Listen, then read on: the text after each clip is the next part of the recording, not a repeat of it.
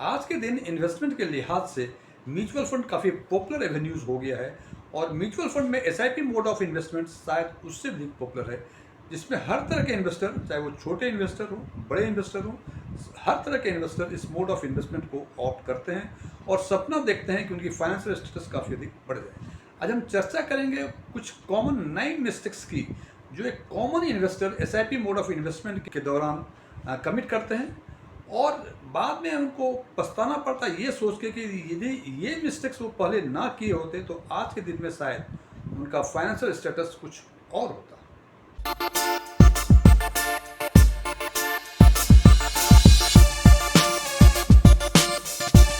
सबसे पहला मिस्टेक है सेटिंग अनरियलिस्टिक गोल्स।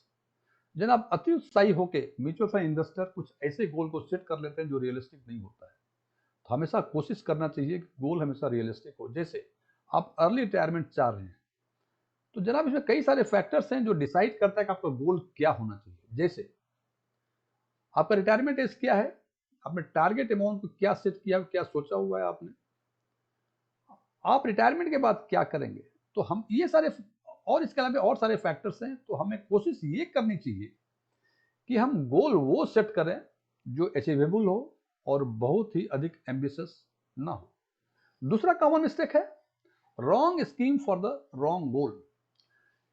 हम अधिक रिटर्न की तलाश में कुछ ऐसी स्कीम को सिलेक्ट कर लेते हैं जो हमारे रिस्क एपेटाइट से मैच नहीं करता है और बाद में इन्वेस्टमेंट करने के बाद पोर्टफोलियो की वोलेटिलिटी और मार्केट की वोलेटिलिटी के बारे में हम हमेशा चिंतित होते रहते हैं और हमेशा हमारा हार्ट बीट बढ़ता रहता है कि मार्केट गिर गया, मार्केट ऊपर हो गया, ऐसा नहीं हुआ, वैसा नहीं हुआ।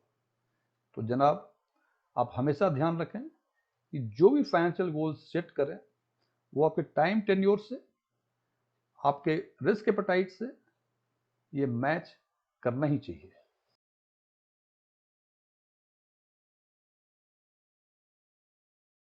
तीसरा मिस्टेक है equity SIP for A short duration.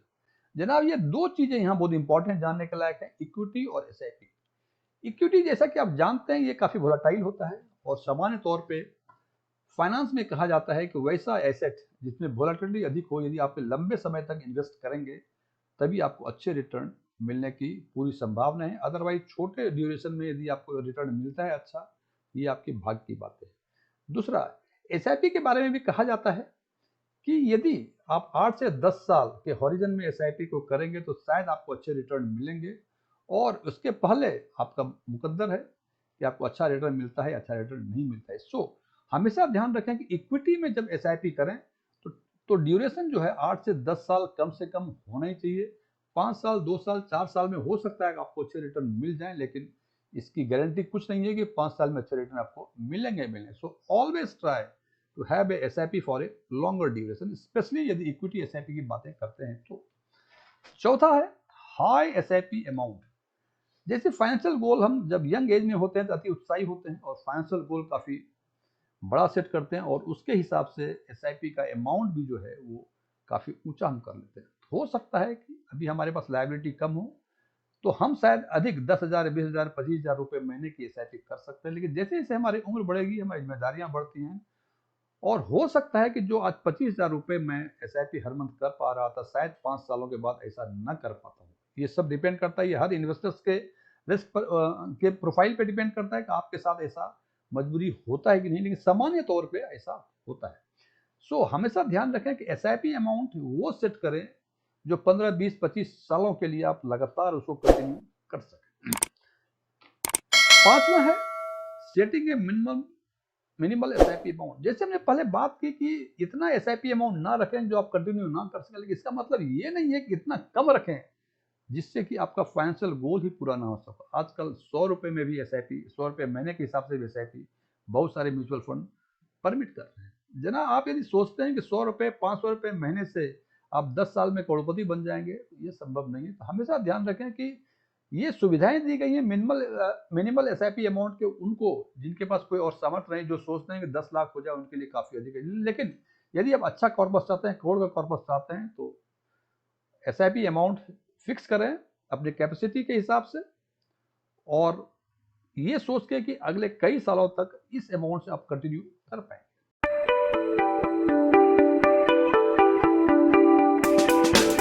अगला मिस्टेक्स है जो नॉर्मल कोर्स में करते हैं कि cancelling the SIP during market volatility.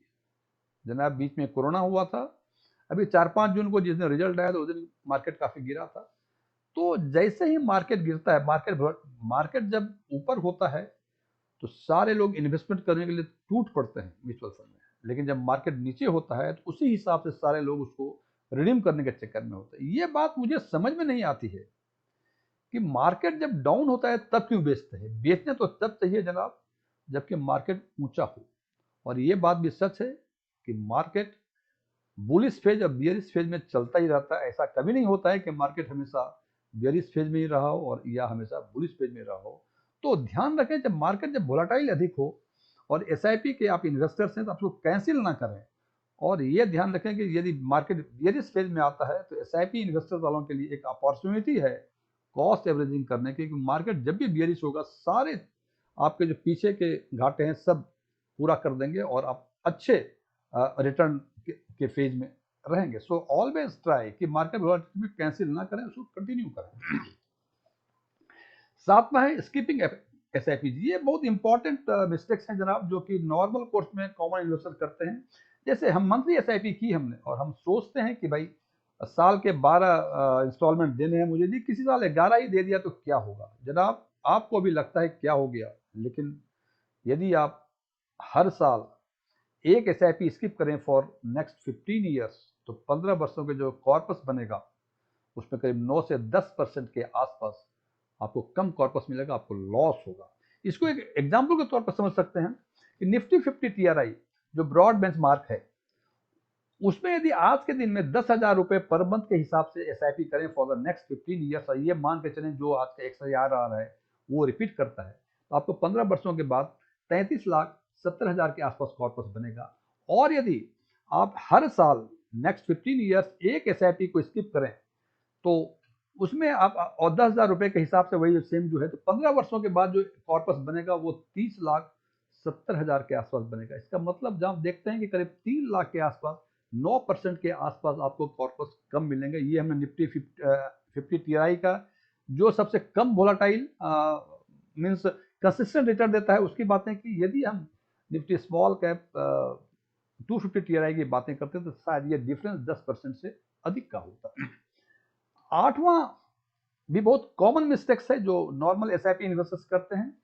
वो सोचते हैं कि 5,000 10,000 रुपए हमने यदि एसआईपी कर दी 20 सालों के लिए ठीक है, अच्छी बात है और हम कुछ बढ़ाएंगे नहीं। लेकिन जनाब यदि हर साल चूंकि एवरी ईयर आपको इंक्रीमेंट मिलता है, कुछ ना कुछ आपके अर्निंग में इजाफा होता है, तो कोशिश करें उसमें से कुछ पार्ट जो है इस एसआईपी में भी टॉपअप करें। हमने एक एग्जाम्पल दिया है कि देखें कि यदि आप टॉपअप नहीं करते हैं और टॉपअप करते हैं तो आपके कॉर्पस पे क्या इंपैक्ट आता है।